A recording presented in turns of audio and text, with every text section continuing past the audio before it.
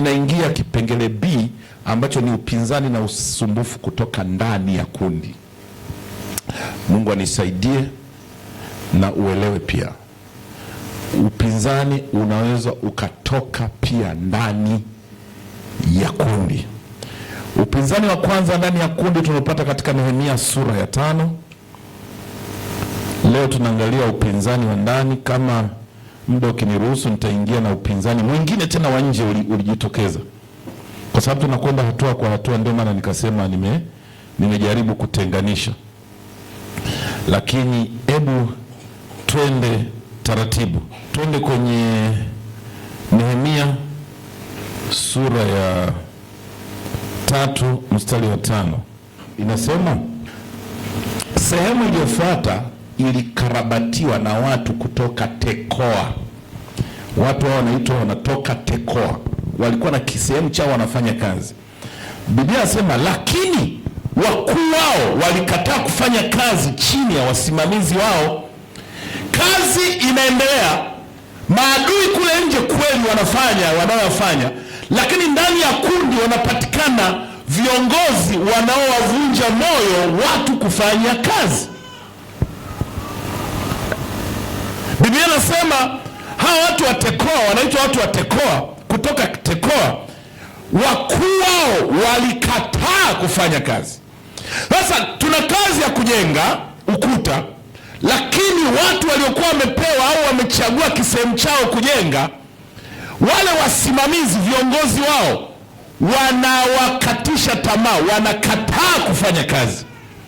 Lakini bado Biblia inasema kwamba sehemu iliyofuata ilikarabatiwa na watu wa Tekoa, lakini wakuu wao wakakataa. Kwa hiyo kwa maneno mengine, wale watu waliamua kufanya kazi, wakaendelea na kazi pamoja na kwamba wakuu wao wamekataa. Hebu tuende mstari wa 27, hiyo sura ya 3 mstari wa 27, uone kitu ambacho kilitokea ambacho mimi kinanifurahisha kweli kweli. Yaani hapo mimi inanitia moyo, na hapa ninataka nikuambie kitu kwa ambao umeamua kufanya kazi ya Mungu. Mstari ule wa 27 inasema baada yao, unajua hiyo sura ya 3 ilikuwa inaeleza watu fulani wakajenga hapa, watu fulani wakajenga hapa, watu fulani wakajenga hapa, watu fulani. Sasa watu wa Tekoa wakafanya mahali. Sasa kuonyesha wa jamaa walikuwa serious, mstari wa 27 anasema baada yao watu wa Tekoa walikarabati sehemu nyingine, kuanzia mnara mkubwa utokezao hadi ukuta wa Ofeli. Yaani kinachonifurahisha, wale waliokatishwa tamaa wakaamua kupiga mara mbili. Yaani walimaliza kazi wakasema, mkuu, kuna kingine, kipisi kingine. Yaani mimi watu wa Tekoa mimi nashangaa, wamepewa mpande hivi. Wengine tu fulani aliishia hapa, fulani wakaishia hapa. Wale wa Tekoa ambao walikuwa ndio wamekatazwa na wakuu wao wasema sisi hao viongozi walioweka kutusimamia hatukubaliani nao, kwa hiyo hatufanyi kazi. Watekoa wakapiga kazi, alafu wakaenda tena kwa Nehemia wasema tupe tena sehemu nyingine, pamoja na kwamba viongozi ngoja nikutie moyo namna kukabiliana na hapa. Sizungumzii mchungaji, nazungumzia nyie kwa nyie washirika. Ukipata watu wanaokukatisha tamaa, unajua dawa yake nzuri, wewe piga, maliza hicho kipande chako na uliza tena. Kama ni kuahidi, ambia mchungaji, ninajua nimeahidi shilingi 50,000 kwa ajili ya kazi hii ya Mungu, lakini nimekatiwa tamaa sana. Sasa hao wajue kwamba tunamtumikia ni Mungu. Mimi naongeza tena, safari natoa 100,000, ili hao wakaseme vizuri. Wanaonuna kwenye kazi ya Mungu hawajawahi kufanikiwa. Ngoja nikwambie, kazi ya Mungu haijawahi kufa. Nakwambia ufanye usifanye. Unajua Biblia mimi inanishangaza, nasema msiposifu nyie hata mawe yatainuka. Ili mnajua kazi ya Mungu haibekewi.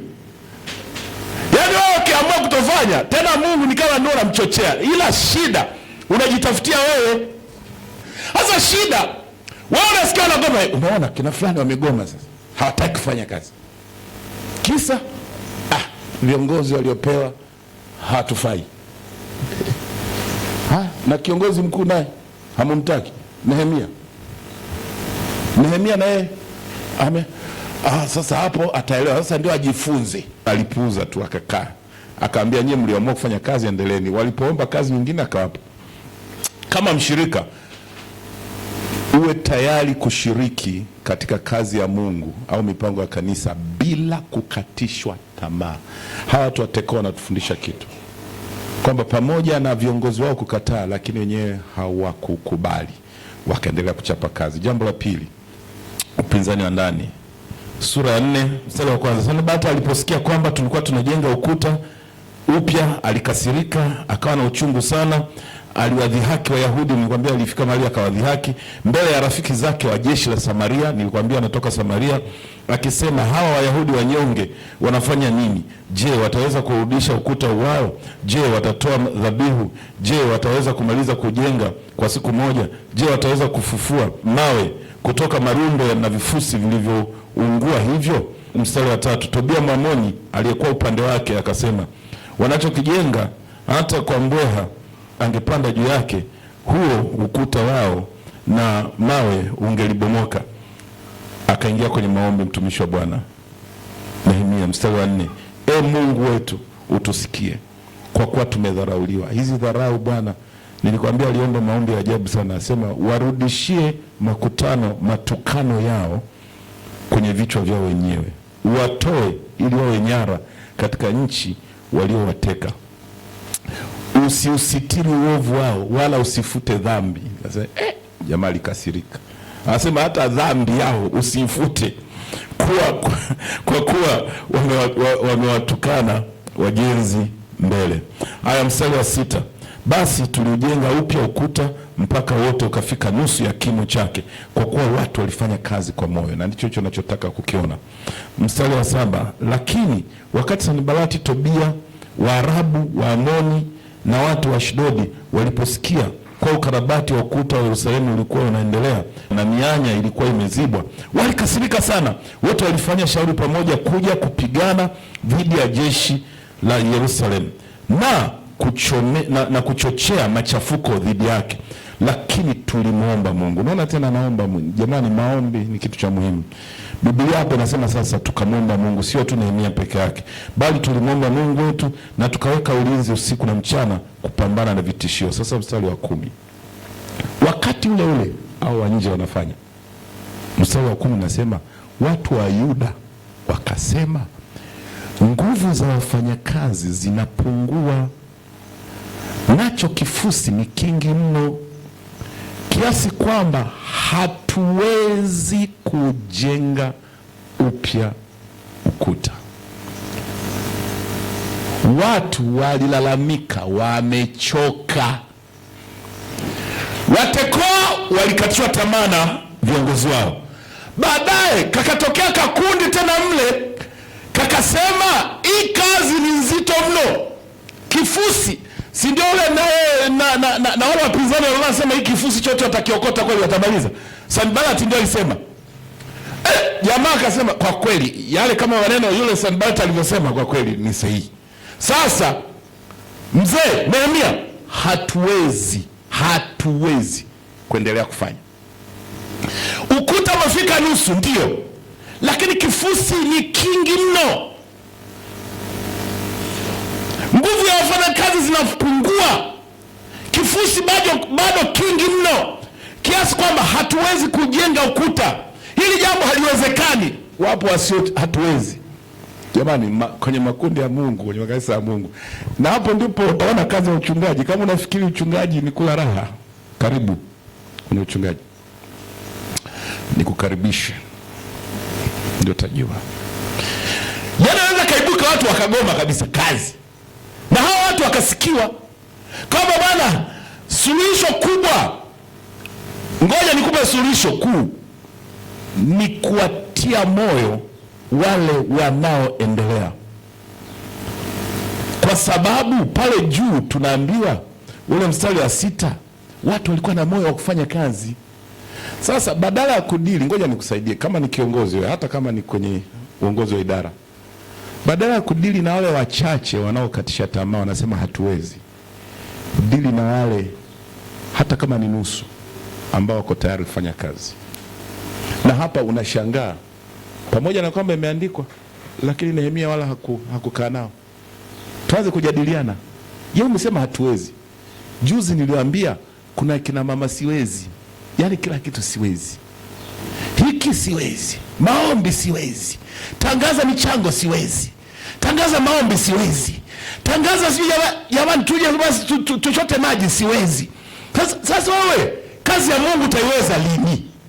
Nilipokuwa nazungumzia umoja kwenye kazi nilisema kila mtu afanye kwa kile anachokiweza. Usio mama siwezi au baba siwezi, yaani wewe kila kitu huwezi. Kuchanga siwezi, kuchota maji siwezi, kuombea siwezi. Wewe tuko pamoja? Hivi tuko pamoja kweli? Nehemia alipotezea tu.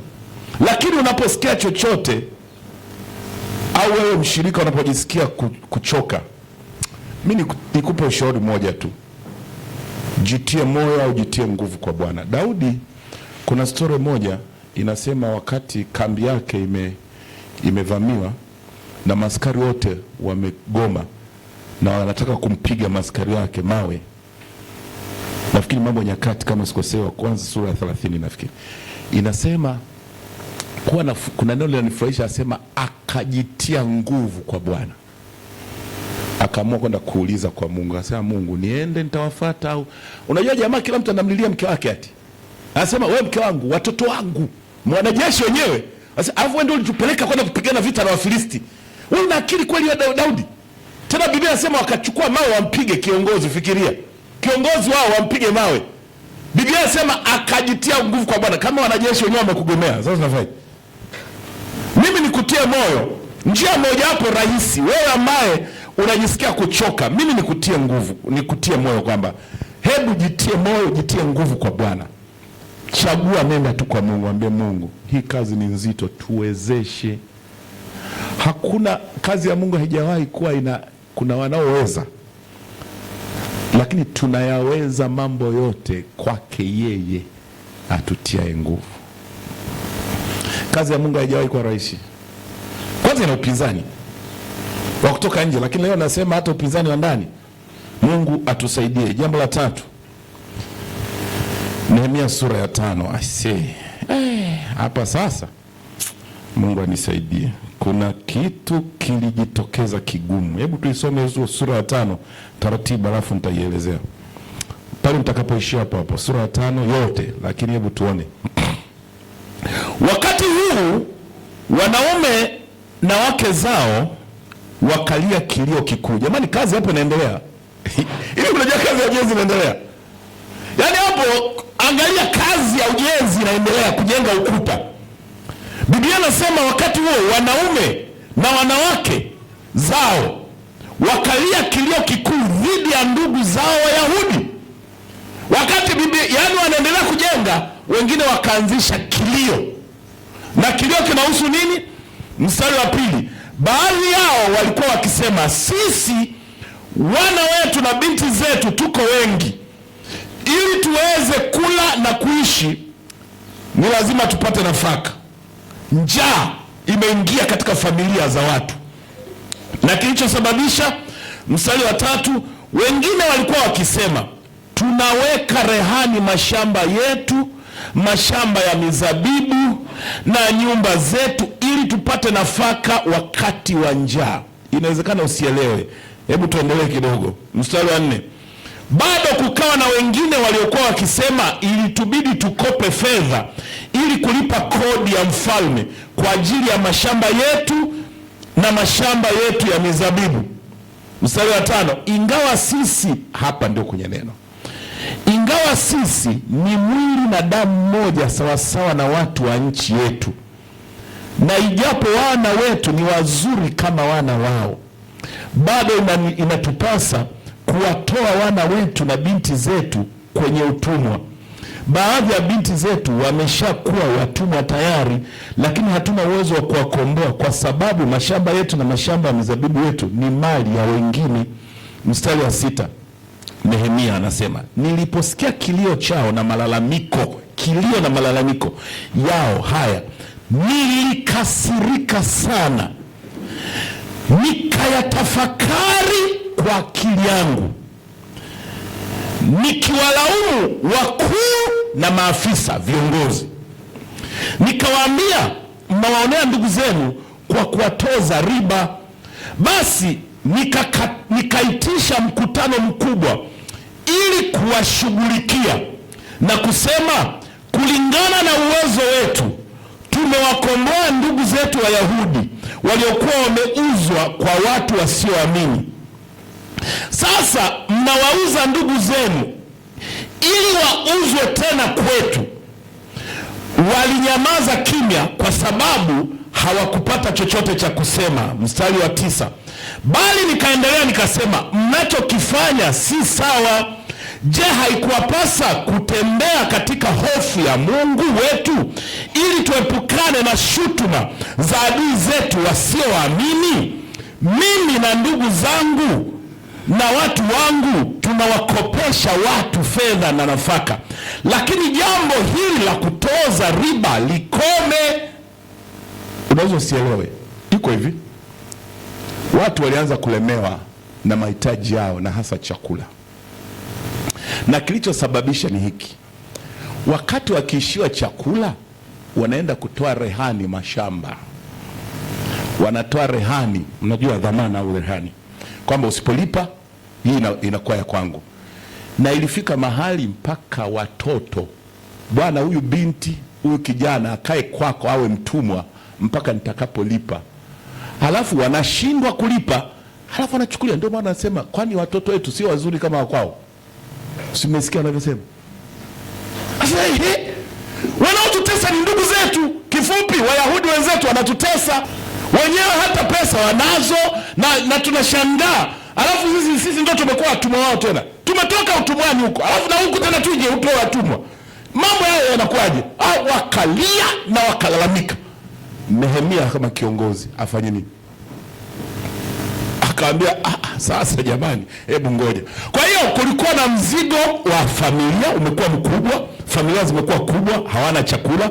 Wakaweka rehani mashamba ili kupata chakula, wakakopa fedha kwa Wayahudi wenzao na wakatozwa. Yaani walikuwa na kopa ili kulipa kodi kwa mfalme. Mfalme ni Artashasta, ni ufalme wa Ajemi, kwamba kodi si kama kodi kwenye nchi hii. Ukikodi kama ni mfanyabiashara lazima ulipe, si ndio?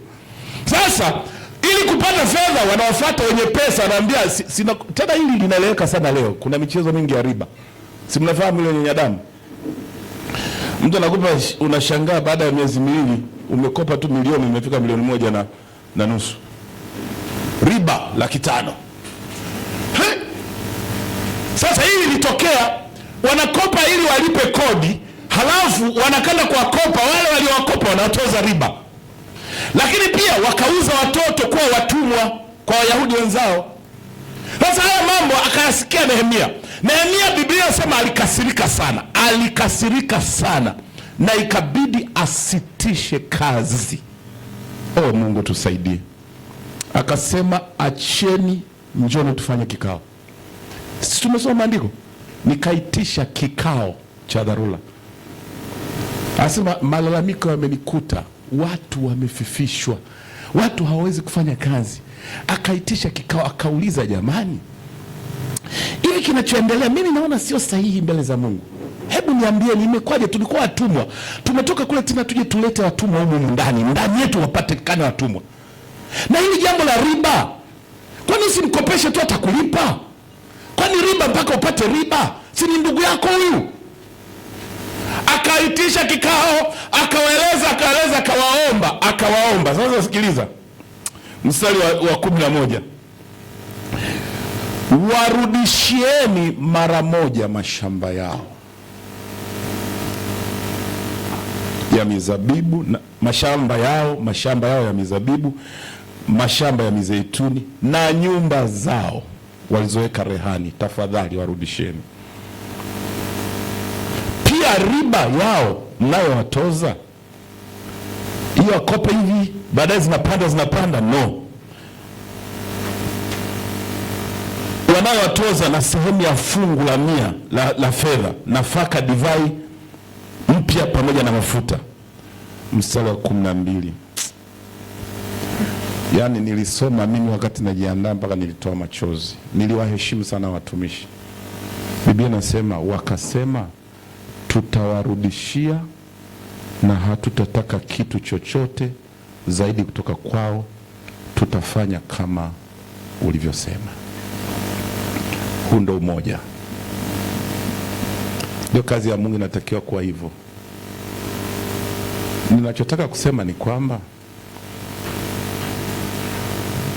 fanya kila uwezalo kwenye kanisa, kila mmoja amheshimu mwingine, itadumisha umoja. Nyenyekeeni chini ya mkono wa Bwana wakweze kwa wakati wake. Hizi tofauti zilikuwa kati ya walionazo na wasionazo, na hii ni kitu kinaharibu umoja makanisani. Mimi nilishakuwa mzee wa kanisa, nilishakuwa mchungaji. Mimi nilikuwa naenda kuimba kwaya, hata mchungaji wangu kabisa. Sasa hapo usinihukumu, ni mimi nilifika mahali hapo.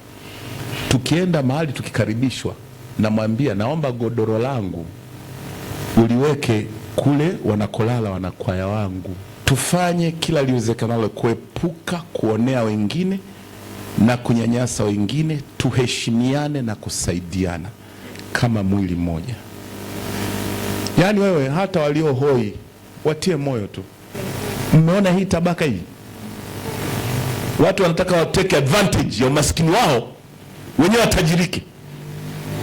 Acha huko duniani wafanye hivyo, sio nyie kanisani. Nikusomee kitu kimoja hapo mbele alafu nimalize hii hatua. Turudie mstari wa 12. Wakasema, tutawarudishia na hatutataka kitu chochote zaidi kutoka kwao, tutafanya kama ulivyosema.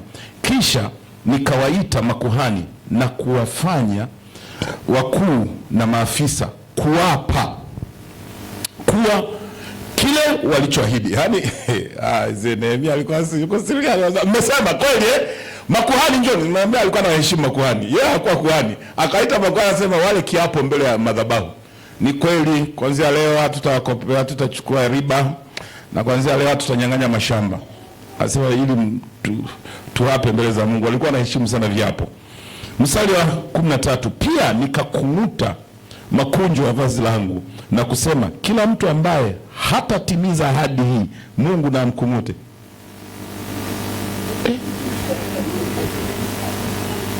Nehemia alikuwa mkali. Amkung'ute hivi kutoka nyumba yake na katika mali zake. Basi mtu wa namna hiyo akung'utiwe nje na aachwe bila kitu. Waliposikia hili mkutano wote wakasema amen, na wakamtukuza Bwana, nao watu wakafanya kama walivyokuwa wameahidi. Alikuwa na washirika wazuri sana. Naamini na nyinyi washirika wa Shalom ni wazuri wa kuelewa. Yaani naamini kabisa hili limeingia mpaka kumoyo. Kama mtanikumbuka basi ni moja ya vitu mkumbuke, mseme kwa kweli alituambia wenye nazo tusiwanyanyase wasio nazo, tena tuwasaidie. Na ili kazi ya Mungu iende. Sawa Umoja unaletaga, haina shida. Walikuwa wanajenga, wengine wanazo kumbe wengine hana. Nashangaa njaa. Sasa hapo ilikuwa inatakiwa kwa jamani, hizi njaa tuwachangie basi hao sio nazo. Baki kazi ya kujenga wenyewe. Wanasema tuna njaa. Lakini hao wanatukopesha hao, alafu wanatutoza riba. Wewe huyajui wewe Nehemia. Sasa niliposikia nikasema jamani, tunafanya mambo gani tena na kazi ya Mungu hii? Haya, wakaahidi na wakakubali kama watu wa Shalom walivyosema amen. Na mimi nimepata washirika wazuri sana hapa. Yaani watakuja kushuhudia mambo makubwa kwa ajili ya kuishi kwa umoja na upendano wa kindugu. Zaidi ya hayo, mstari wa 14. Kutoka mwaka wa 20 wa Mfalme Artashasta, wakati nilipoteuliwa kuwa mtawala wao katika nchi ya Yuda, niliwaambia juzi kwamba huyo alikuwa mtawala, alikuwa governor, mpaka mwaka wake wa 32, yani miaka 12, mimi wala ndugu zangu hatukula chakula ambacho kwa kawaida hupewa watawala. Sikiliza, unamwona sasa mtumishi mwenyewe huyu. Yeye anasema mimi nilikuwa na fungu la kupewa governor, mtawala, liwali. Lakini mimi kwa miaka yote 12, mimi mwenyewe anawapa ushuhuda.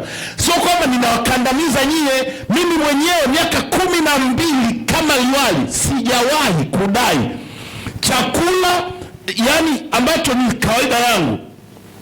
Fungu ambalo lilikuwa linaangukia kwangu sikupewa, mstari wa 15.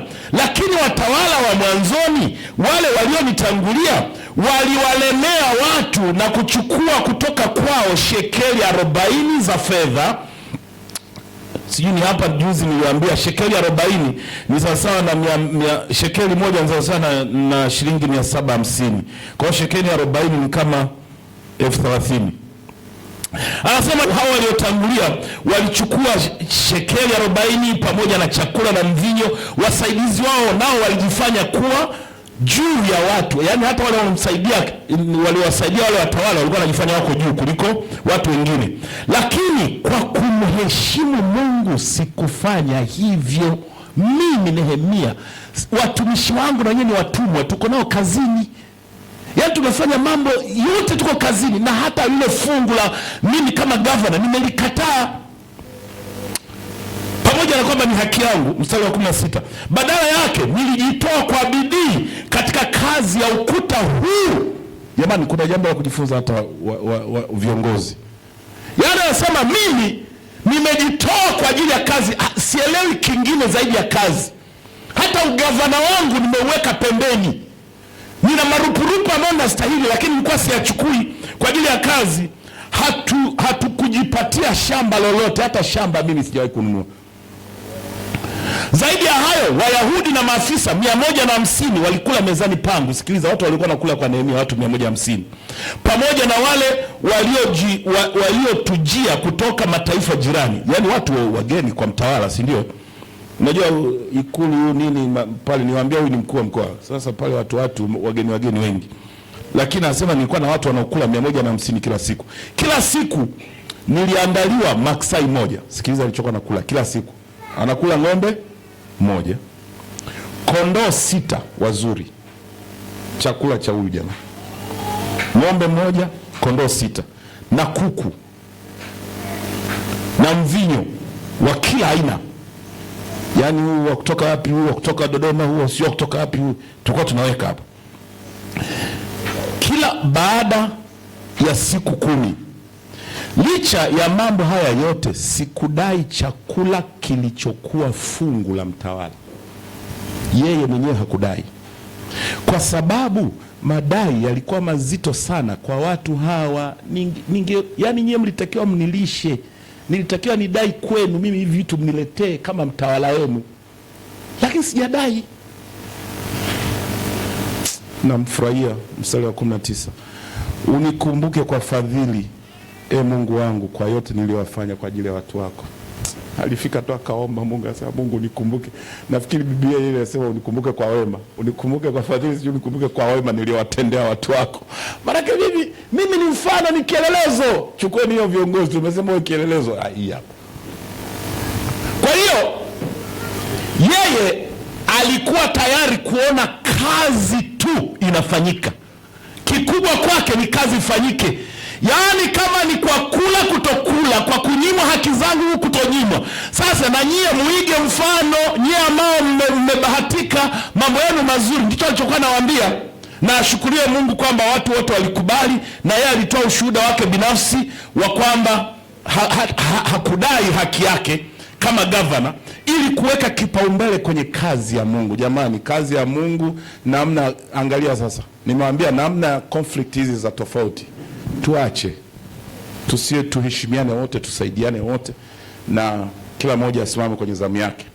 Jambo la mwisho katika siku ya leo ni upinzani mwingine. Katika sura ya 6, nitaishia hapo, sura ya 6.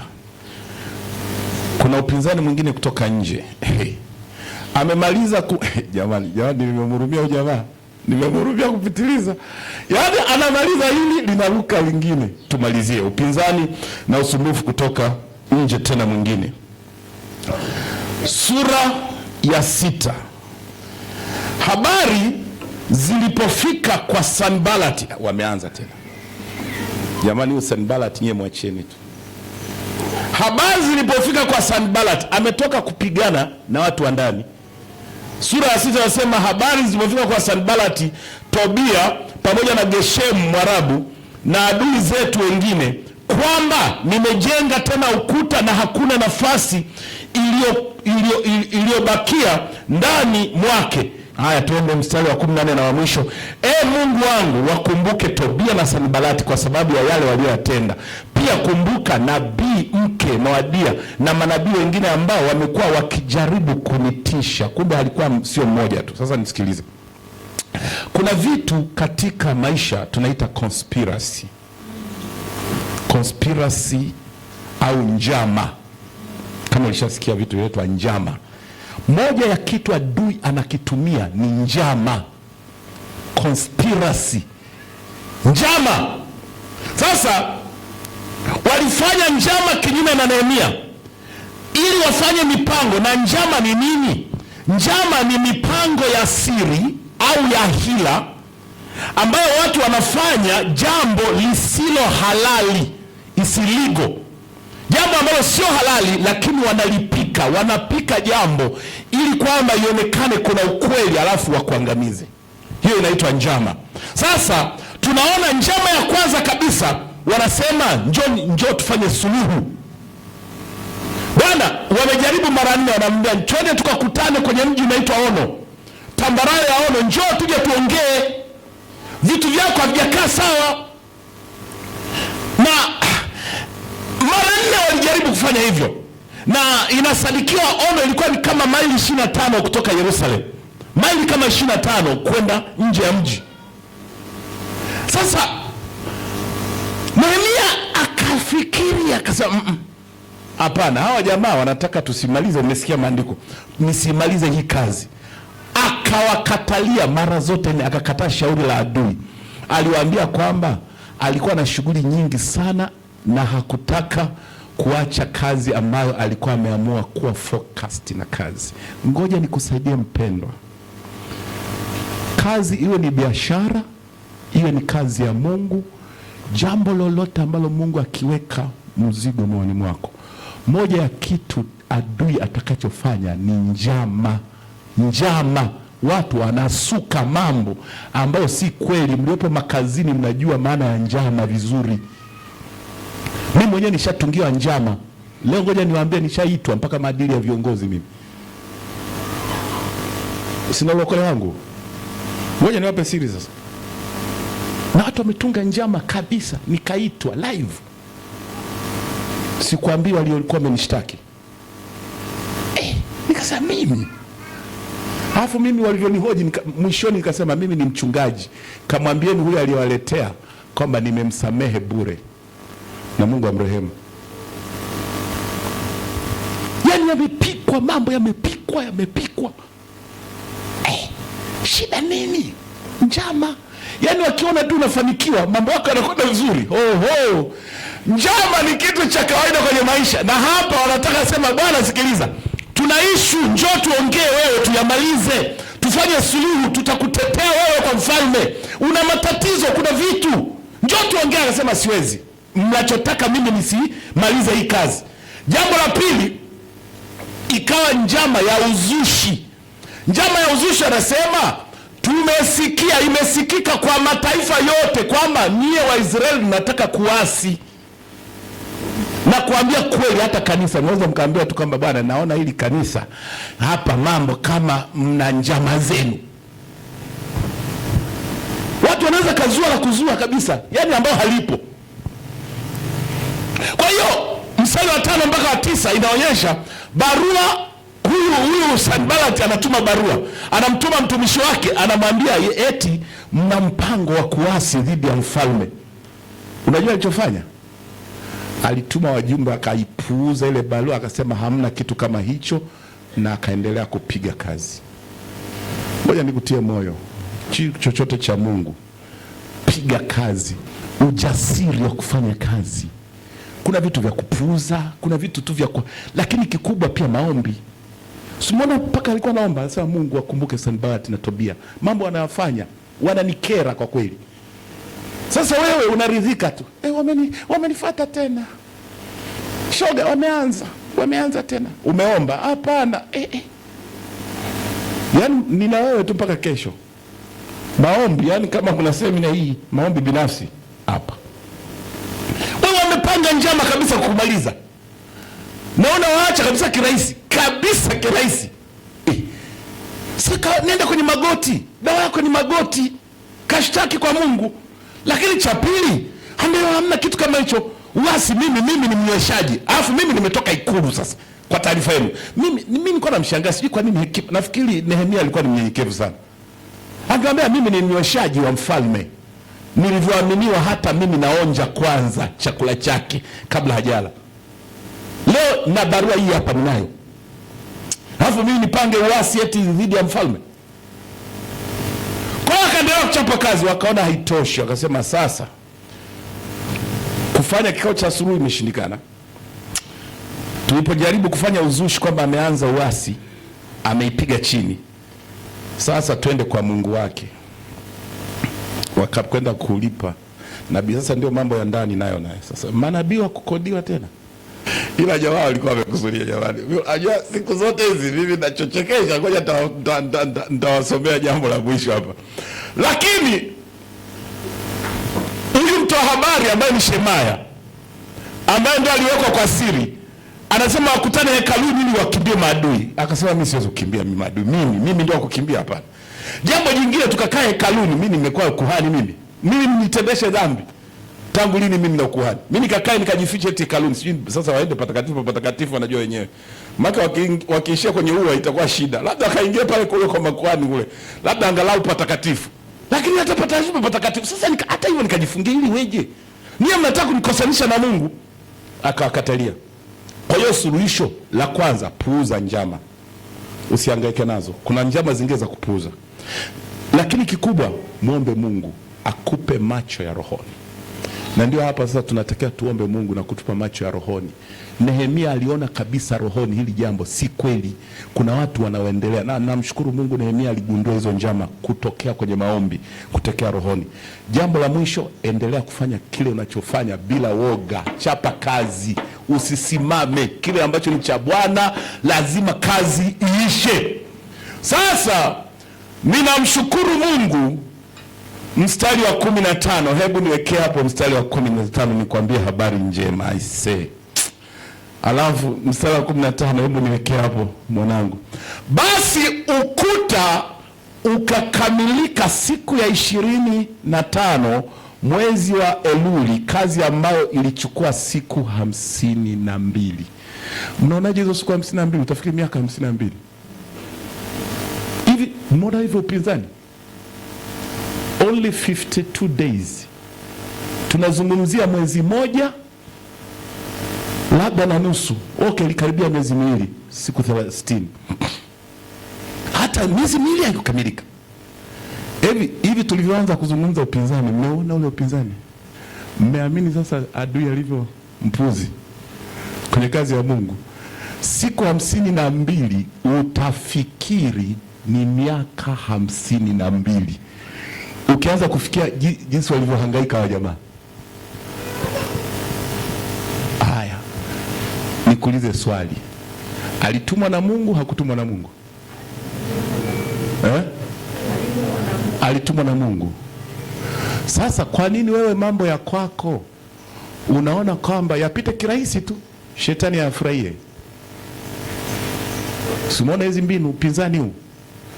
Oh, Mungu akusaidie. Utasoma kwa wakati wako hiyo mistari mingine mpaka sura ya 7 mstari wa 3 utasoma wakati, lakini hatimaye kazi ya nani ilikamilika. Lakini ninachokifurahia, hebu endelea kidogo. Wale maadui walifanya nini? Hebu achilia hapo. Hebu twende kidogo. Kuna kitu kina hapo. Adui zetu wote waliposikia kuhusu hili, mataifa yote yaliyotuzunguka, kwanza wakaogopa, pili wakapoteza ujasiri, kwa sababu yalitambua kuwa kazi hii imefanyika kwa msaada wa Mungu. Oh, ni maombi yangu jioni ya leo ifike mahali hata maadui wanaokuzunguka shalom watambue hii kazi ni ya Mungu, waogope na kutetemeka. Kazi yetu ni kutetemesha falme za adui. ufalme wa adui tumewekwa ili kutetemesha. Hawa jamaa waliogopa na kupoteza ujasiri kabisa. Ashukuriwe Bwana, siku 52 ukuta umesimama, kuta ziko vizuri, kila jambo, na wakagundua. Mungu akuinulie ujasiri wa kuifanya kazi ya Mungu. Bwana akutie nguvu hata katikati ya upinzani, ukahakikisha kwamba unaifanya kwa bidii, unamwomba Mungu kwa bidii, unazitambua hila za adui, na unakwenda kwenye magoti na kuomba Mungu akutie ujasiri. Kanisa la kwanza wakati wanahubiri Injili wameanza tu vikwazo vilivyoanza, Biblia inasema tukarudi kwenye magoti, tukamwomba Mungu, tukasema Mungu tupe ujasiri wakihubiri Injili. Angalia, walimfanyia Yesu haya na haya, lakini hata leo wanatufanyia sisi tusipeke Injili. Biblia inasema mahali pale walipokuwa wamekaa pakatetemeka, pakatikiswa, akawajaza nguvu za Roho Mtakatifu, wakaendelea kuitandika Injili. Chochote kisitusababishe kuacha kazi ya Mungu yoyote. Naomba tusimame. Holy karaba shai karaba sonta seika bausheke. Baba, ninakuja mbele zako tena katika jioni ya leo. Hebu endelea tukumwomba Mungu, mwambie Mungu chochote ambacho unajisikia kufanya. Ninaomba sana leo, omba kwa ajili ya upinzani wa ndani. Mungu atuepushe na upinzani wa ndani, chochote ambacho kinaendelea ndani. Hebu Bwana Mungu atusaidie tusiwe wapinzani wa kazi ya Mungu ndani ya kanisa. Baba, katika jina la Yesu Kristo ninakuja mbele zako tena katika jioni ya leo. Ninakushukuru Bwana kwa ajili ya watu hawa Bwana ambao wamesikiliza kwa umakini, ambao wamekuwepo hapa wakijifunza semina hii, jinsi ambavyo Mungu wetu unafanya kazi pamoja nasi hata katikati ya upinzani. Ni kweli upinzani unaweza kutoka ndani ya kanisa, lakini asante kwamba Mungu wa mbinguni, yule adui anapotokea nje tunaweza kuona kwa urahisi na tukadhibiti, lakini uasi wa ndani sio uasi mzuri. Baba, upinzani wa ndani sio upinzani mzuri. Baba, hata mtumishi wako Daudi akasema, yule niliyekula naye, yule niliyetembea naye, nikala pamoja naye, tukala chakula pamoja, lakini leo ameniasi.